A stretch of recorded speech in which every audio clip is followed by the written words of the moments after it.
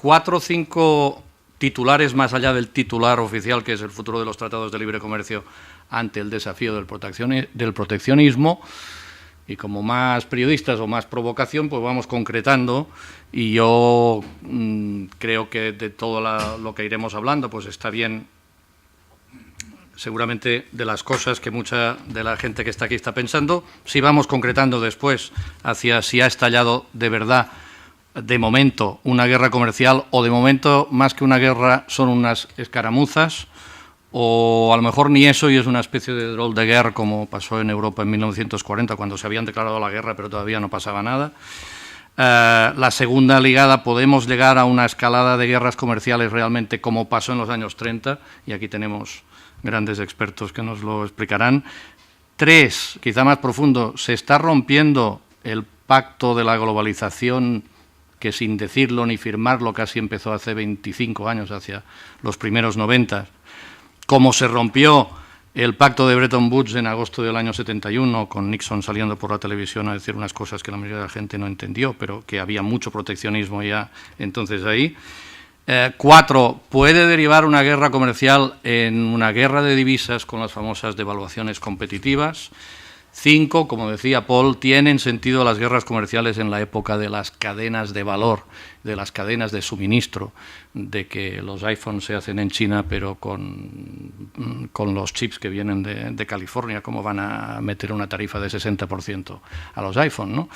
Y 6, en todo esto, ¿qué papel juega y qué papel le queda a Europa? Y 7, ya la de actualidad, en qué acabará el Brexit. Bueno, Inmaculada Rodríguez Piñero, que es miembro de la Comisión de Comercio Internacional del Parlamento Europeo. No os voy a hacer ninguna larga presentación porque en la época de Wikipedia, de Internet y tal, se sabe todo. Por tanto, solo sintetizar como que ella es una persona de larga experiencia en la política, tanto a nivel parlamentario, en el Congreso español, ciertamente en el Parlamento Europeo, y en la administración pública también, y es diputada por el Partido Socialista del País Valencià. Y Rosella Nicolini es profesora de Economía de la UAB. Decíamos antes que ella es un miembro de esta colonia cada vez más rica y de más valor añadido de italianos que tenemos el honor de tener en Barcelona y en Cataluña, y es una gran experta en comercio internacional, y estás aquí desde el 2001, ¿eh? Sí, exacto. Bueno, pues podemos empezar. Muy bien. Pues muchísimas gracias por la presentación que acaba de hacer Albert, y muchísimas gracias al Parlamento Europeo y a Sergi en particular por organizar esto junto con CIDOB, y a todos y a todas por estar aquí y tener la oportunidad con nuestros compañeros de mesa de participar en este debate, ¿no? Bueno, yo creo que Albert ha encajado muy bien las prioridades de lo que puede ser este debate, al margen de lo que luego surja, lógicamente, en el coloquio que tengamos entre todos, ¿no? Intentaré una breve pincelada de todo lo que has apuntado. En relación a si estamos o no en una guerra comercial. Bueno, depende de qué definamos por qué es una guerra comercial. Si es que ya se ha entrado en una dinámica de todos contra todos, todavía afortunadamente no se ha llegado a eso.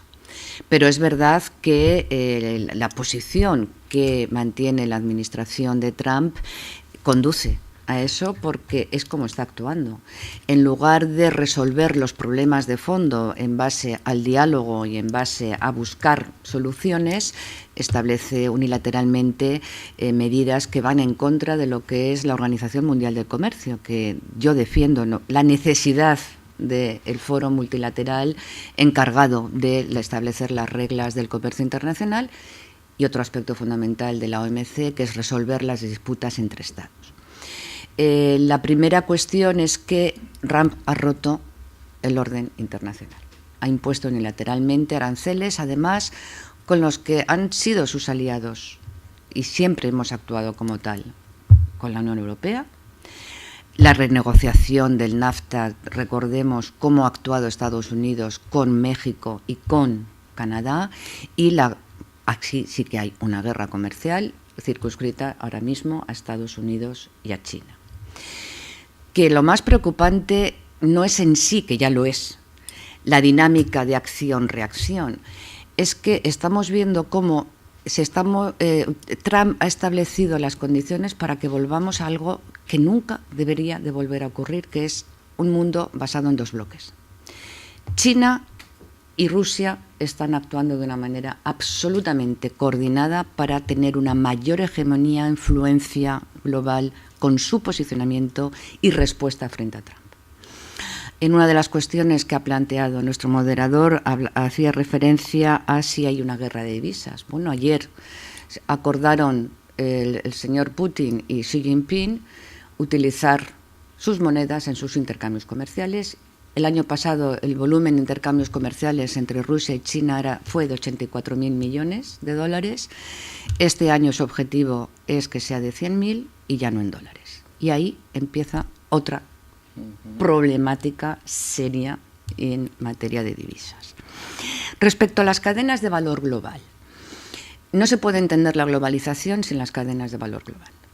La globalización, entre otras cosas, es fruto de esas cadenas de valor global. Hoy en día, no hay ningún país que produzca únicamente con sus recursos ningún producto industrial. Todo está absolutamente interrelacionado.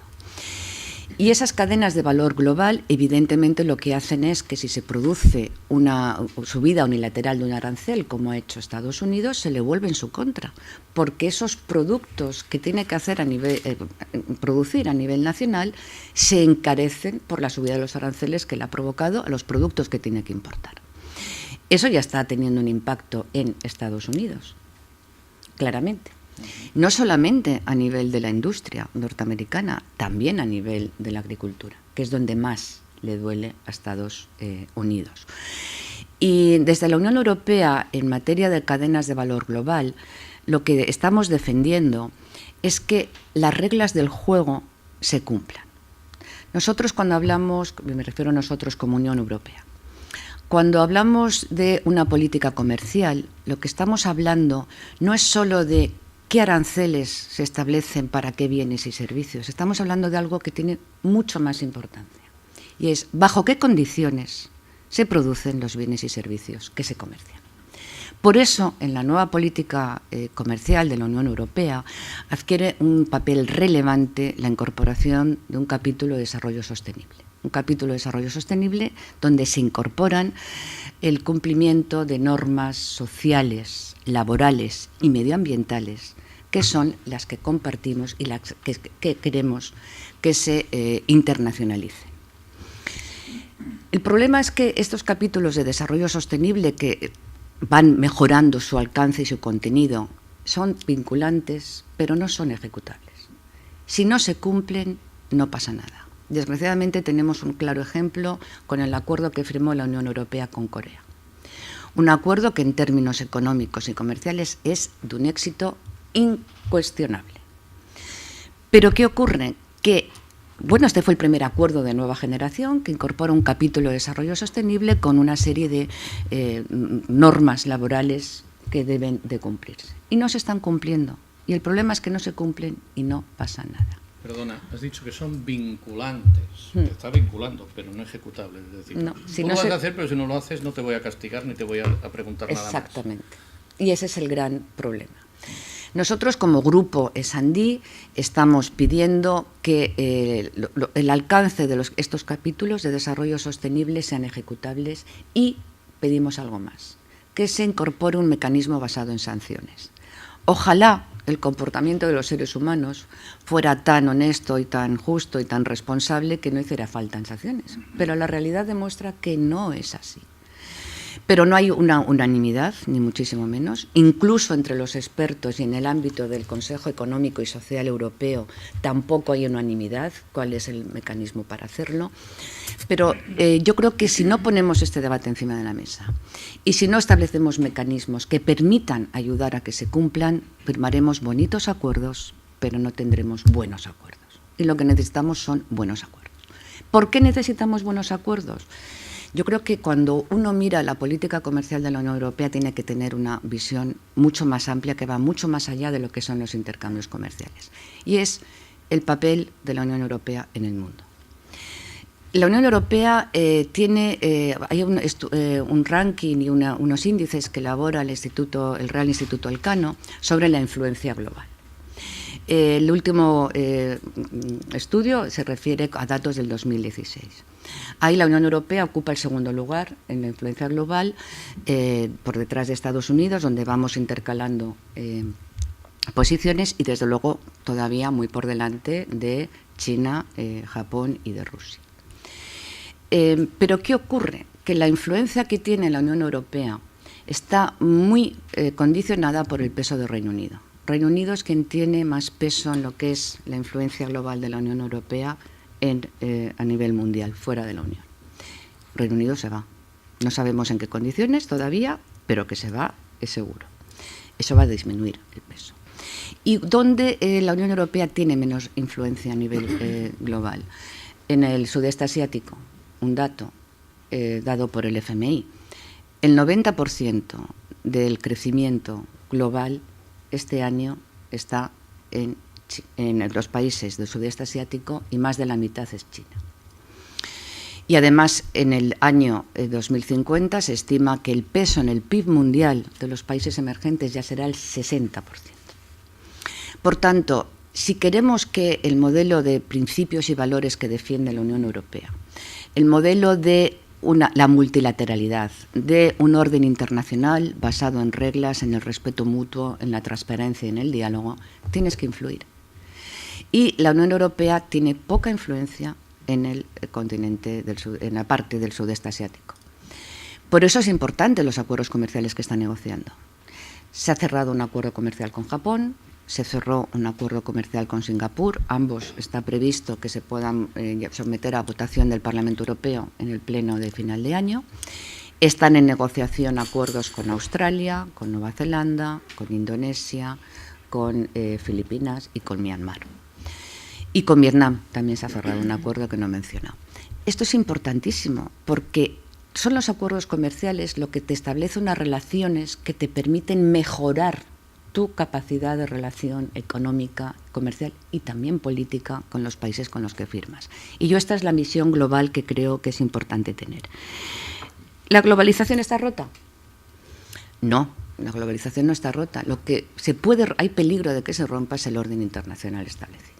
Y eso sí que es muy peligroso. Porque eso es precisamente lo que está haciendo Trump. No olvidemos que su primera decisión fue salirse de los compromisos de la Cumbre de París, que fue muy difícil mantener a China, porque China tenía serios intereses en salirse. Si Estados Unidos se va, yo me voy, no cumplo, que es el modelo que además ellos tienen, no es el modelo que defendemos de respeto al medio ambiente. Y ahí la Unión Europea, también respondo con esto a qué papel juega, la Unión Europea hizo una estrategia clarísima de mantener a China, junto con Japón y Canadá, que fueron los socios que trabajaron intensamente para este tema.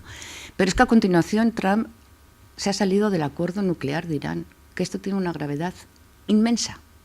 Y la Unión Europea, de nuevo, está jugando aquí un papel determinante para que Irán no salga y no rompa el acuerdo. Y de momento se ha conseguido. Y desde luego Trump está impidiendo que la Organización Mundial del Comercio pueda tener el papel y desempeñar las funciones que le corresponden. Yo soy miembro del Comité Ejecutivo de la Interparlamentaria de la OMC. Estuve en las dos conferencias ministeriales que han tenido lugar en el 2015, que se llegó a un acuerdo estando Obama de presidente, y en el 2017, en diciembre, en Buenos Aires, estando Trump, donde no se llegó a ningún acuerdo. No facilitó que hubiera ningún acuerdo. También es verdad que otros países, fundamentalmente India y Sudáfrica, estaban en una posición de no facilitar que siguiera un consenso, pero eso es muy mala noticia. En la OMC tenemos que ser capaces de llegar a acuerdos, tenemos que hacer reformas, y en esto también la Unión Europea está hablando con Estados Unidos, porque si no hacemos una reforma acordada con Estados Unidos, la Organización Mundial del Comercio se cae. Y se está trabajando conjuntamente con Estados Unidos, con China, con Canadá, con Japón. Por tanto, el papel de la Unión Europea va más allá de los acuerdos comerciales. La política comercial es también el sistema multilateral, y en eso está jugando un papel muy importante. No sé si quieres que comente algo del Brexit también o lo dejamos para Lo otro. dejamos. Yo solo planteaba preguntas para ir centrando, pero recordamos que nuestra idea es estar hasta casi la 1:05 nosotros. y la última media hora, sobre todo pues, para tener la conversación con el público, ¿no? De momento lo dejamos aquí porque también ya han salido varias preguntas que te quiero hacer después. Rosela. Muchas gracias, pues reitero los agradecimientos para estar aquí, para compartir esta mesa. A ver, mi visión y lo que os voy a comentar, dar unas cuantas pinceladas, son más de reflexión desde la perspectiva de la teoría económica y todo lo que puede implicar la teoría del comercio internacional. Lo que es interesante cuando se estudia el comercio internacional es que no hay una interpretación, una respuesta clara, porque son muchísimos los factores que entran y que se toman en consideración y hay que tomar en consideración, entre los cuales obviamente la economía, el tema económico, pero también el tema de derecho, y entonces exactamente lo que implica o no implica un acuerdo, una condición, y obviamente el tema político, que sobre todo es importante, que es una voluntad. Entonces recupero un poco las preguntas que se habían puesto al principio y la pongo en esta perspectiva. Entonces estamos en una guerra. A ver, si lo miramos de nuevo desde la perspectiva de la teoría económica, más que una guerra, estamos haciendo lo que son una clásica amenazas, estamos en tensiones. El problema ahora es ver exactamente si esta amenaza después se van a traducir. ¿Qué pasa que vincula? A ver, cada vez que nosotros trabajamos con un contrato, lo que la teoría obviamente económica dice es que el contrato tiene más validez y más fuerte cuando no es negociable. Entonces estos son los contratos que se firman una vez, hay un Estado de Derecho que lo contempla, entonces el contrato implica alguna norma y después hay un Estado de Derecho también que implica cuáles son las condiciones que tú tienes que sostener o menos si no lo cumple. Claro, todos los tratados internacionales, y ha salido también en el comentario de la señora Rodríguez, aquí nosotros cuando hablamos del acuerdo comercial, hablamos de todo lo que son posibilidades de negociación. No tenemos que olvidar que todos los países del cual estamos hablando son todos miembros de la Organización Mundial del Comercio. Y la Organización Mundial del Comercio tiene reglas, tiene condiciones que cuando un país decide ser miembro, pues debería respetar. El problema esto es que la Organización Mundial del Comercio no tiene esta fuerza. Esto es un poco un problema. ¿Por qué? Porque claramente la iniciativa del presidente de Estados Unidos son iniciativas unilaterales que en una institución con poder de verdad ejecutivo y con poder de verdad reconocido por parte de los miembros, esto no se hubiera llevado a cabo, porque ya se había una sanción, ya se iniciaría una sanción y todo eso. Con lo cual esto me porta a una reflexión en ese sentido. Las instituciones siempre se consideran fundamentales para la buena organización de todas las actividades económicas que se pueden llevar a cabo, pero uno de los problemas más importantes es ver la legitimidad reconocida de estas instituciones. Y aquí tenemos un gran problema de la Organización Mundial del Comercio, que anteriormente, pues, si os recordáis, eran los famosos acuerdos GATT, con las diferencias rondas así, y cuando hubo el cambio en el 95 a la Organización Mundial del Comercio, este cambio se ventilaba como la posibilidad de dar más fuerza y más presencia internacional de la organización. Y actualmente parece que delante de este tipo de problemática la Organización Mundial del Comercio se queda un poco a margen y no tiene un papel activo como se esperaría. En segundo lugar, ¿no? Estamos en una serie de tensiones que obviamente no son de las más positivas y tampoco dejan perspectiva positiva de desarrollo, pero yo creo que no estamos volviendo a los años 30. ¿Por qué? Porque el orden mundial es completamente distinto y hay distintas razones por considerarlo. Primero, la crisis del 30, la escalada, decimos, de política comercial y proteccionista, nace después de la famosa crisis del 29. Es una reacción a esta crisis y, a ver, allí claramente no había un marco internacional de coordinación, sino global, pero por lo menos de algunos países. Y en este caso, claro, cada país actuaba de forma autónoma, de forma no coordinada, y efectivamente los resultados fueron lo que fueron, con aranceles que en algunos casos, lo siento que la tecnología no nos acompañe. No. Tenía un gráfico, explícanos. Es nada, uno de los clásicos gráficos que explican temporalmente la variación de los aranceles promedio de los distintos países. Yo tenía un gráfico de Estados Unidos donde se ve que en los años 30, aquella década, se llega a punta del 60%. ¿Okay? Y 60% en un volumen casi general de importación. Sí, ese era un promedio esto. Era un promedio. Ahora estamos hablando de un 10 de momento y quizá un 25 sobre, por ejemplo, China, 200.000 de 500.000 millones de importación, que es mucho, pero no sobre todo.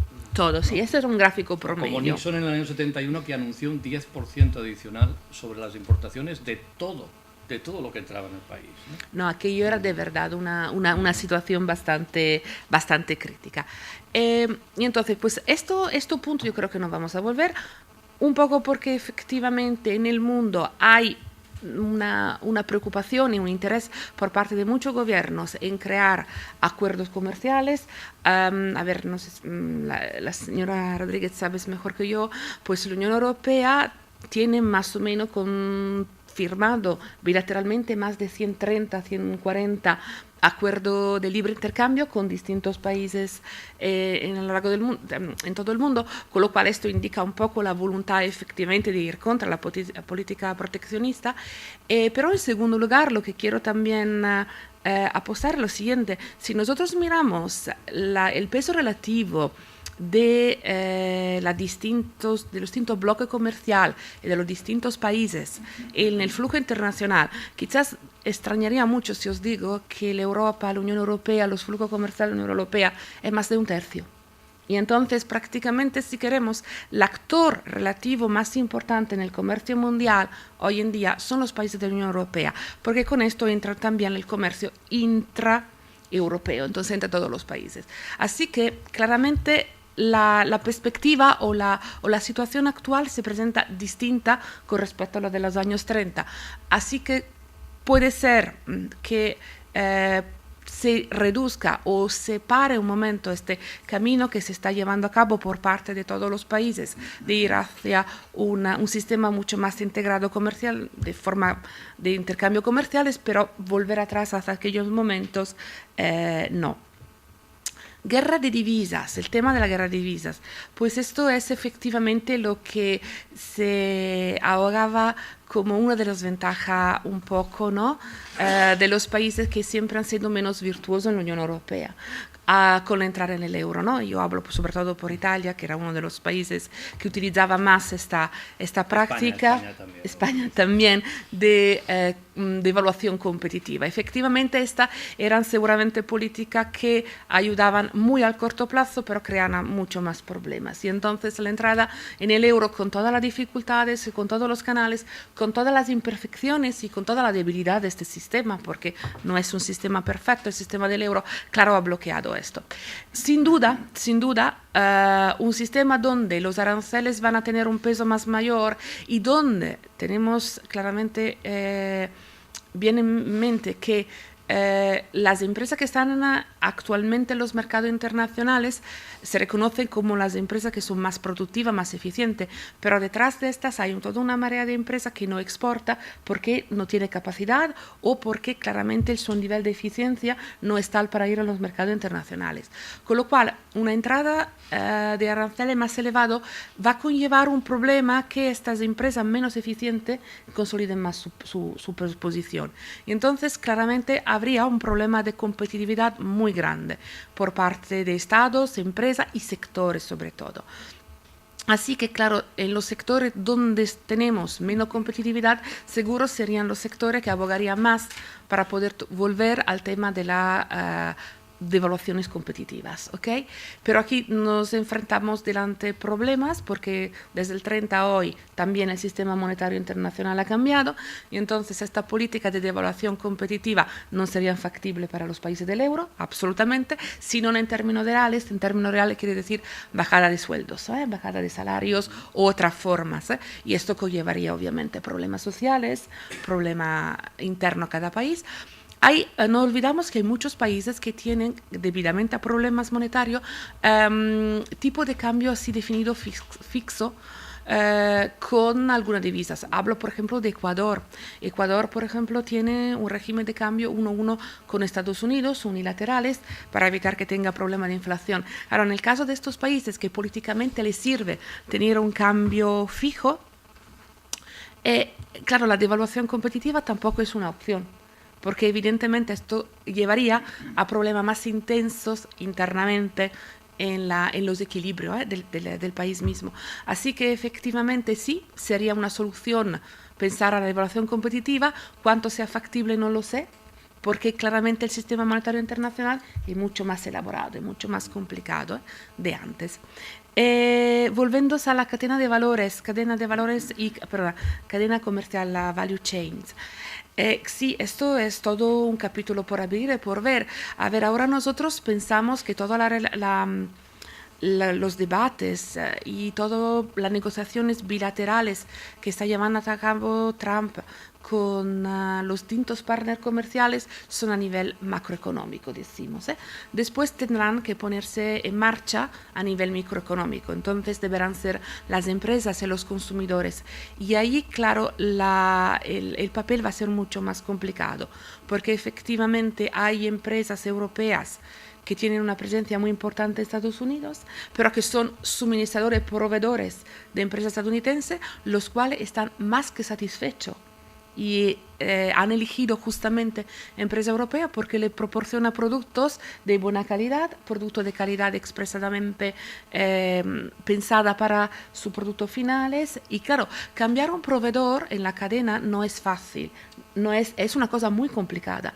Y en el momento que tenemos actualmente una cadena de valores muy internacionalizada, aún es más complicado.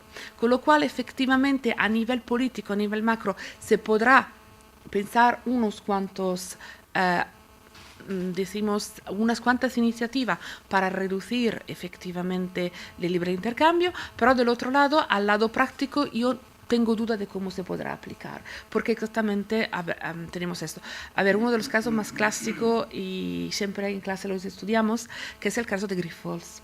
Grifols, empresa catalana con una presencia muy importante en Estados Unidos, porque es uno de los proveedores únicos de algunos productos. Ahora, y entonces, a mí me gustaría preguntar a las industrias estadounidenses, a los hospitales estadounidenses, ¿y estos cuánto estarían dispuestos a perder la calidad de los productos que le proporciona Grifols y cambiarlo con otro tipo de proveedores? Esto repito. Primero si lo encuentran y después a qué. Claro, y esto es un poco un problema, ¿no? Esto es un poco un problema y aquí no sé exactamente hasta qué punto podrá influir y en el momento que se pondrá en práctica,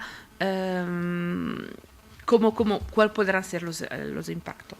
Y así, como último tema que me gustaría comentar es exactamente el papel de la Unión Europea. Yo estoy totalmente de acuerdo que hace falta que la Unión Europea sea más presente, sea más,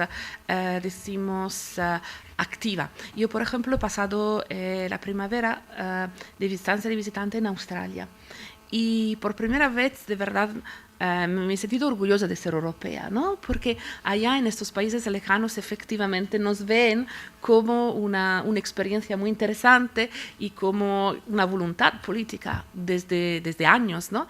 Muy importante, con lo cual efectivamente creo que el papel de la Unión Europea tiene que ser más importante, pero sobre todo pienso que la Unión Europea y los miembros de la Unión Europea tienen que ser conscientes del papel que pueden jugar. Muchas veces nos perdemos en batallas internas, ¿no? Y entonces quizás perdemos el papel internacional, pero creo que debemos y podemos decir mucho y hacer mucho, porque, a ver, nosotros aquí hablamos todo de acuerdo de libre intercambio, ¿no? Como si fuera el non plus ultras, pero el acuerdo de libre intercambio no es ni nada más ni nada menos que el primer paso hacia sistemas y forma de integración más compleja pero más eficiente y que conlleva más bienestar a la población.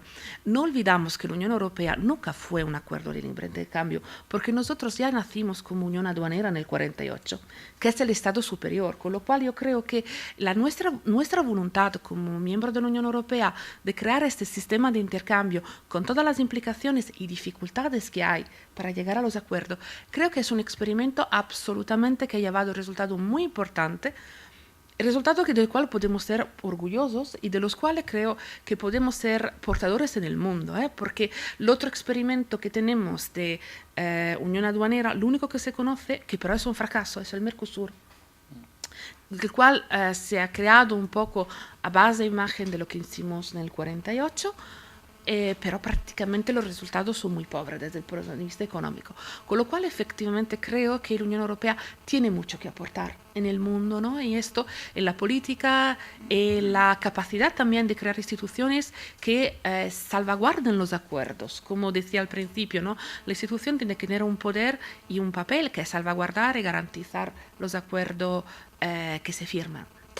Y así, de momento yo puedo...